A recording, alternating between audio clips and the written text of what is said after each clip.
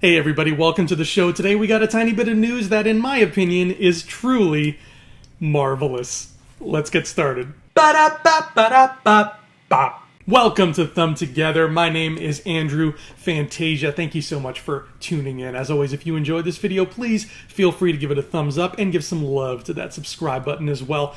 Last night, Brie Larson, the actress, you know her. You love her. If you're like me, you crush on her every single day of your life. Brie Larson put out a little bit of a cryptic Twitter statement asking Entertainment Weekly if they feel like breaking the internet tomorrow, which would be today, September 5th, 2018.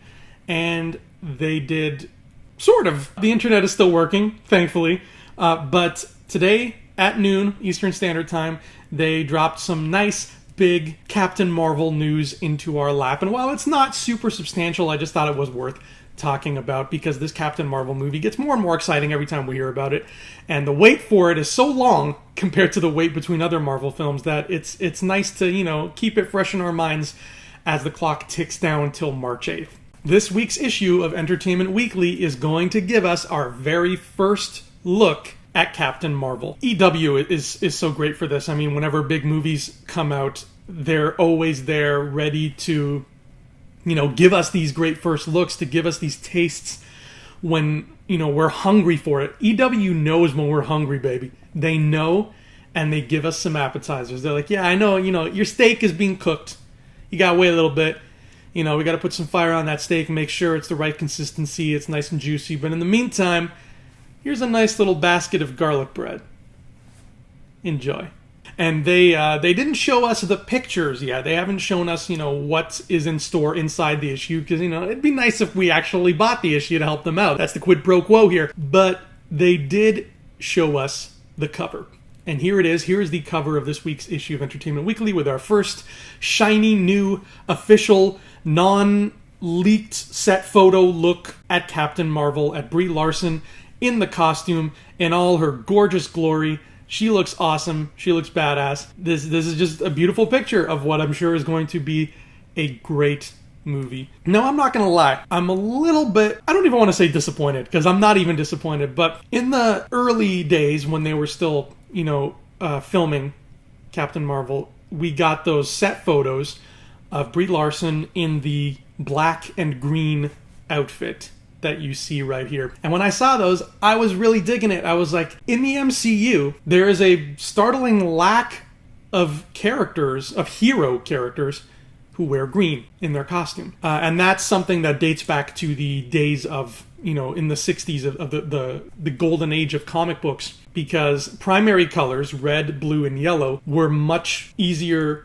to print ink-wise in comics back in the day. And they were cheaper because you just had red, blue, and yellow, and there you go, you can print it. That's why so many superheroes have red, blue, and or yellow in their costumes, because they would be drawing the superheroes, you know, the hero would be on almost every page of the comic. Superman is on almost every page of a Superman comic, as is Spider-Man, as is Iron Man. So the comic book creators put two and two together and said, let's make these guys' costumes the same color as our nice cheap inks so we can save that money. And the villains, who are not really on every page, the villains have much less screen time in the comics, they gave them the less primary colors. That's why so many villains in comics wear green and purple and orange. Particularly if you look at like Batman villains and Spider-Man villains, green is like everywhere in those people. It's insane. So green in comics has usually been attributed to villainous characters. You know, we got Loki, he's green. Green Goblin, he's a villain. Dr. Octopus wore green. List goes on and on.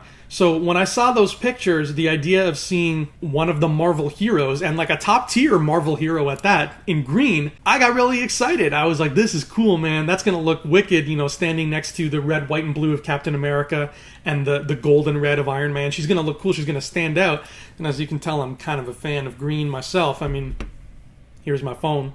This is what my car looks like. I'm okay with green. But this new costume is the, you know, the standard costume that I was more familiar with from the Captain Marvel comics, the red and like the dark blue and a little bit of gold. So that's what they're going for, which is fine. Hey, maybe she'll wear the green one for a bit and then she'll upgrade to like the legit one. But it's nice to know we're getting two costumes. I just kind of wish the green one had been like her, you know, her main thing. But I'm glad that the costume looks as good as it does, because we have to remember this film is going to take place in the 1990s.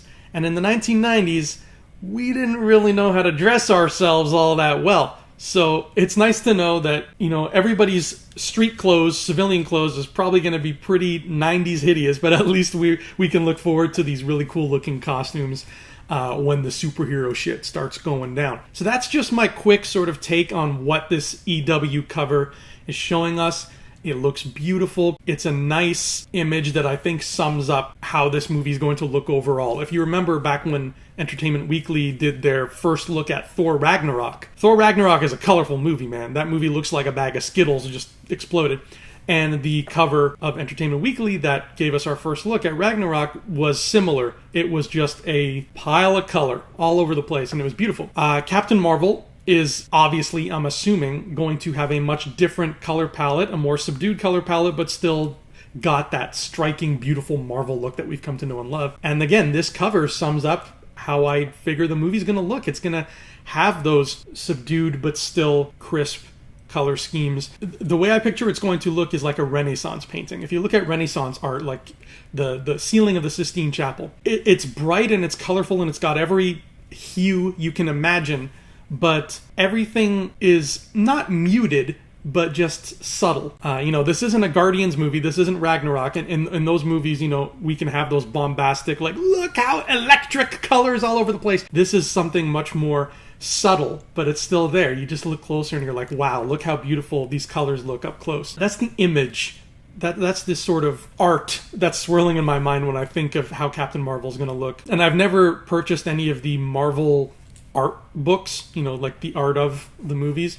I do that with Star Wars, but I haven't done that with Marvel. But I'm assuming that when that art book comes out for Captain Marvel, a lot of the concept stuff is going to look like that. It's going to have that palette to it.